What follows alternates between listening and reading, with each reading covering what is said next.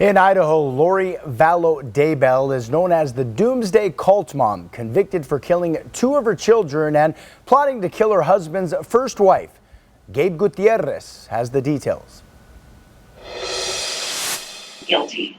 Lori Vallow stood silently as the verdict was read, an Idaho jury finding her guilty of killing her two children and conspiracy to kill her husband's first wife. I want to personally thank and I want to personally hug every one of those jurors.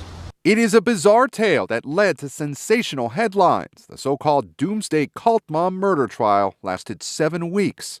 Video cameras were not allowed in the courtroom for testimony, but audio recordings were. Money, power, and sex. That's what this case is about. Prosecutors alleged Vallow wanted a child-free life and was a power-hungry manipulator who would kill her two youngest kids for money. She never reported them missing, but instead traveled to Hawaii and continued to collect survivor benefit checks each child was receiving because of the earlier deaths of their fathers. The defense argued she was a hard-working mom whose life changed suddenly after she met Doomsday cult leader Chad Daybell. She's following Chad. She thinks Chad is following Jesus. 16-year-old Tylee and 7-year-old JJ vanished in September of 2019.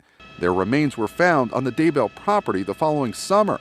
Chad Daybell's first wife, Tammy, died 1 month after the children's disappearance and just weeks before he tied the knot with Vallow. One of the trial's most heartbreaking moments when Vallow was confronted by her surviving son in a jailhouse phone call. You don't know what happened. Why? Why don't I know, Mom? Oh, because I was kept in the dark to protect me? You know who needed protecting? My little dead siblings.